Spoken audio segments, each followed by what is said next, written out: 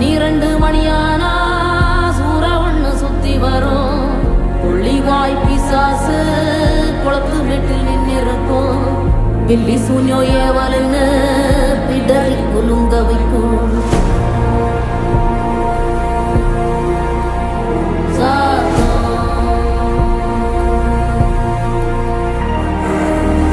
அமாவாசைக்கும் இருட்டு ஆறும் இல்ல நடுநிசி. கருப்பு கடுவம் பூனை கண்ணும் முன்ன ஓடி வரும். சாம்பிராணி வாசனையில் ஜல்லு ஜல்லு ஓசை வரும். ரெட்டப்பன ஒசரத்து